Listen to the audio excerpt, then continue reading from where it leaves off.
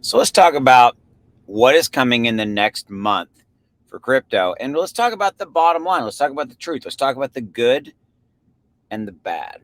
That's what we're going to talk about in this video. As always, thanks for your support. Hit that subscribe button below. Please drop a like. Tell me you are liking what I'm doing is from a content perspective. Okay. Also, drop in the comments below. Would love to hear from you. What would you like me to cover? Is there a particular coin, token, something out there that you would like me to talk about it? I'm open to you guys' suggestions, so drop in the comments below. Okay.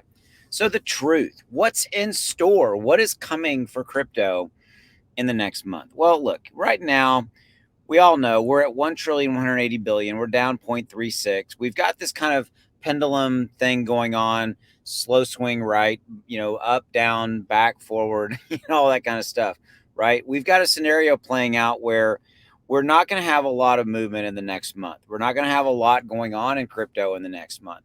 In fact, we have more downside risk in crypto in the next month. Why am I saying that? Well, I'm saying that in the context that we've got a Fed meeting coming up on July 25 and 26 of July 25th and 26th.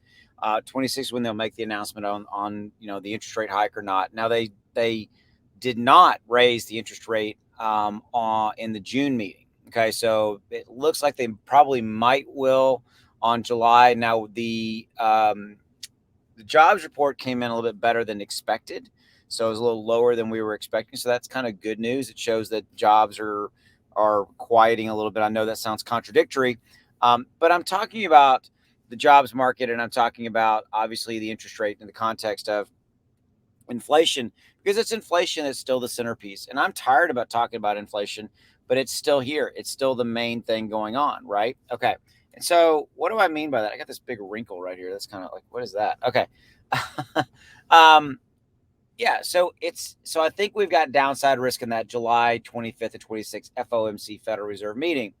You also got a lot of different narratives out there that are creating fear. Every time you turn around, somebody's talking about the fact that we're in a recession or a recession is coming, depending upon who you want to believe or listen to. Every time you turn around, you hear something about the dollar destabilization. Different countries moving off of the dollar, blah blah blah.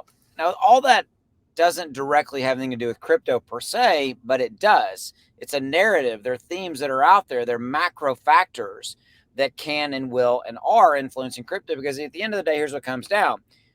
You have millions and millions and millions of people worldwide that are all seeing these different clips and these different pieces of news and all this kind of stuff. And what happens?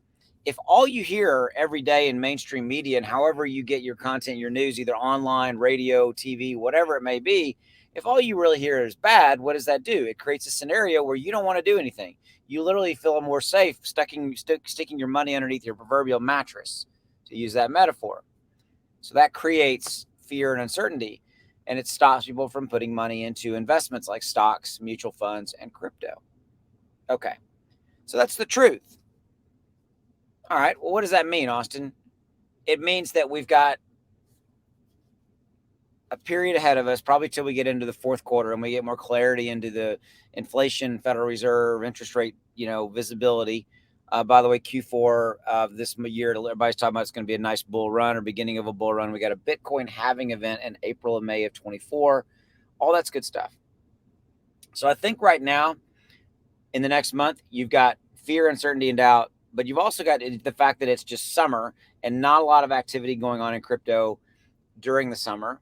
Summers have been flat. They always are. June and July are not great months for crypto, and stocks kind of the same. People are more focused on family and vacations and travel and all that kind of stuff. So I think that's what's going to happen. We're going to have potentially macro scenarios like the Federal Reserve FOMC meeting July 25th and 26th could bring crypto down. But I'm not expecting a major pull down. Everybody's kind of expecting at least north of 50%, expecting a 25 basis point raise coming from them. So I don't see a lot of risk there, but it could be a short-term blip down. But we've got people not really paying attention and caring about crypto right now. And then we've got rolling into fourth quarter. I think fourth quarter is when things are going to get better. You're going to start to see Bitcoin continue to move back up well over 30 and starting to knock on the door of 35, 40,000 and everything else lifting with it. So it's a short-term kind of not great scenario coupled with I think we got some good stuff coming starting in the fourth quarter. That's the truth, as I see it. Do what's right for you. See ya.